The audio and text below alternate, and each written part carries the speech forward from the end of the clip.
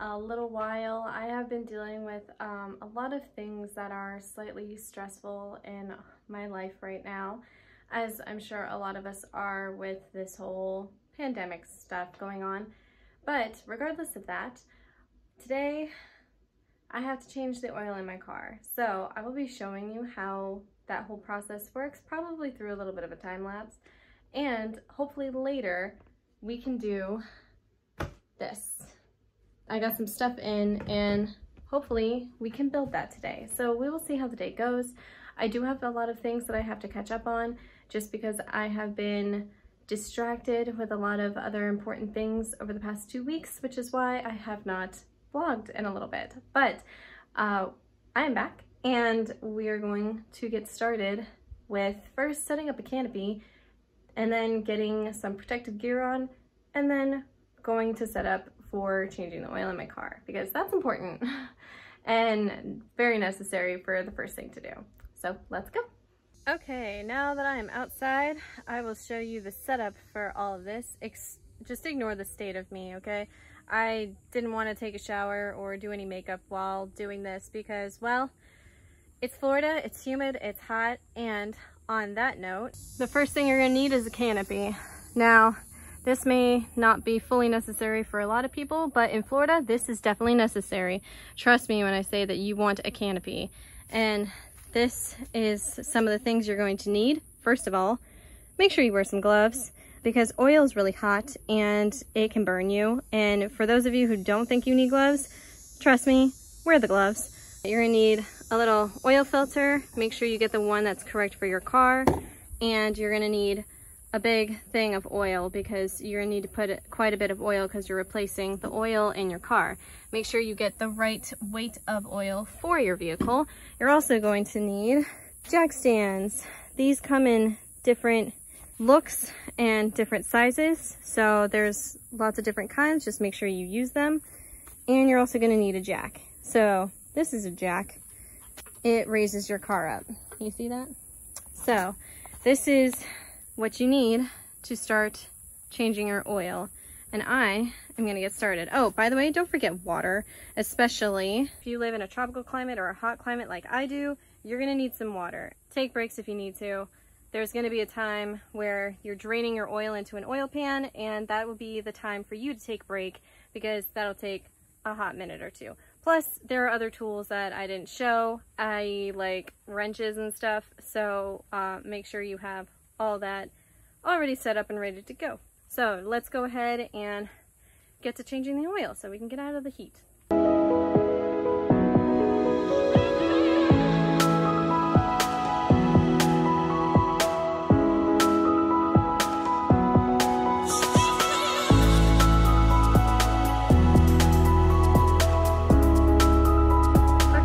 Got the car up on jack stands. Be careful when you're doing that because you don't want the car to fall on you. Never put your head under the car unless it's supported by jack stands and a jack.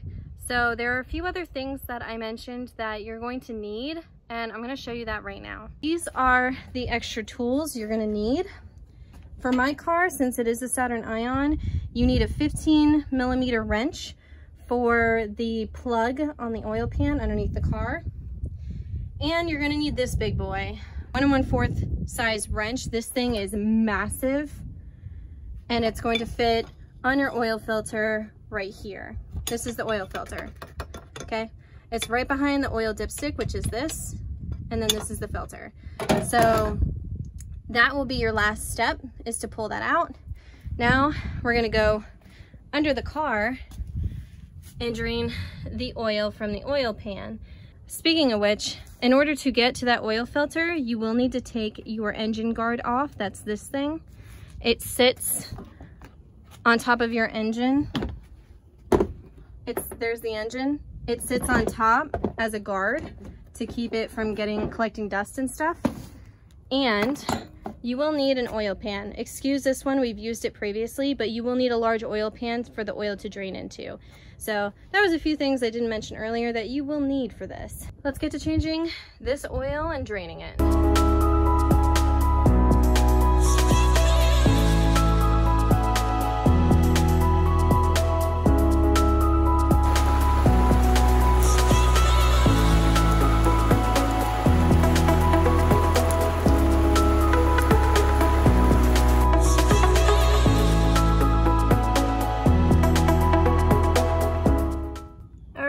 this is the bolt that I pulled out to have that oil that you just saw draining out of the pan. I used a ratchet wrench because I'm not very strong in my arms, and the 15mm socket there. And then I used this, which is just a metal pipe, as an extension to give me more leverage to break the tension off the bolt, and I was able to then take it off. So you may need this type of tool assembly if your bolt is torqued on a little too tight.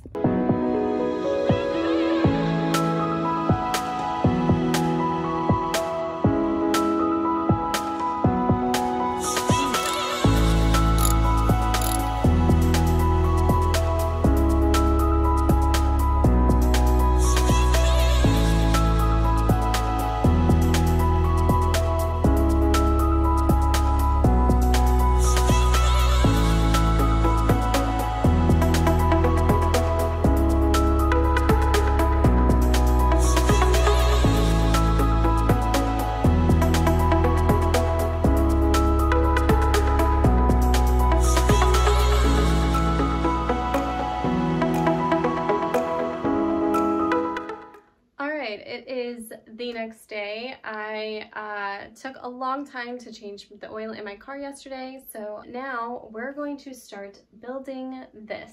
These are some white drawers that I want this to be able to house like all of my art supplies and stuff like that, and my paper supplies and everything. So let's break on into it and see what we have. It is from the Container Store. If you cannot tell, that's where this is from.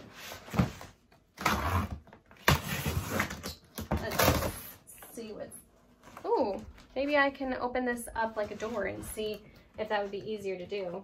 This is quite a large box. Let's just open it up and see what's inside here. Oops, the paper just fell out. Wow. All right, let's move you back so that way you can see what we got in here. There we go.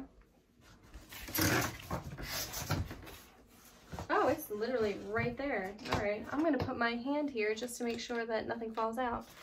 Let's see, I think this is just the packing slip. Yep, it's the packing slip. Don't need that. Alrighty, let's see what's in here, shall we? Oh, something big. Oh, it's pretty lightweight. These are supposed to be like modular drawers, practically built. So this is the front, I guess, and there's a peel sticker right there. Alrighty, that's one.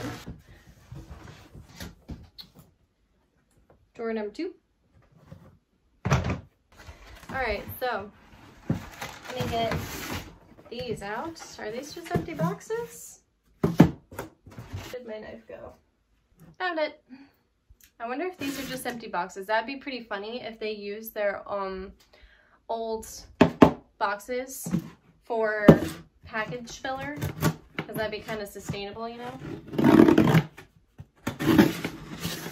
Yep. Literally just an empty box as package filler. Smart. Move that out of the way. Okay. Package filler, it's recyclable. I think this one is another empty box. Yep. Empty box number 2.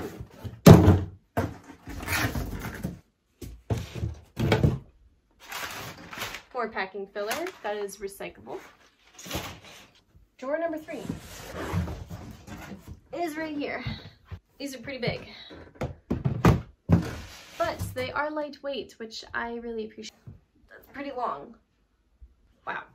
Okay, so there's not much building required with this, which I like. So this is going to be a lot easier than I thought. There we go. Now, I wonder how these close. It's always something that I wonder about, because I like soft closing drawers, you know, the drawers that close slowly on their own. So let's see.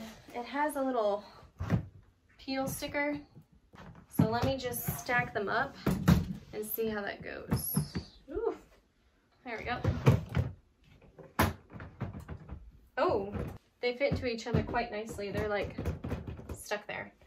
Okay, another one. Right off the bat, I can tell that this is gonna require some cleaning because it seems to attract dust, but really like the idea of this so far. So let me take off these peel stickers. And this one has a little bit of denting right here, which, oh wait, no, that's the design of it. Oh, interesting, that's the design of it, okay. I mean, you probably can't tell. It's right, oh, maybe you can tell if I move. There's like a little shadow here because there's a line. I guess that's the design of it because I think you pull these from the bottom. Oh, yes, you do. Oh, there's instructions in here with some kind of hardware. I wonder what that's for. How to install the feet. How to install clips. Oh! I guess you can clip them together to make them more sturdy, I assume. We shall see. Yeah, the clips are just taped in the door.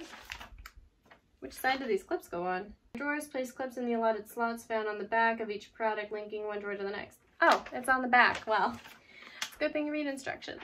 That's cool. These don't weigh a lot at all. Like, these are very lightweight.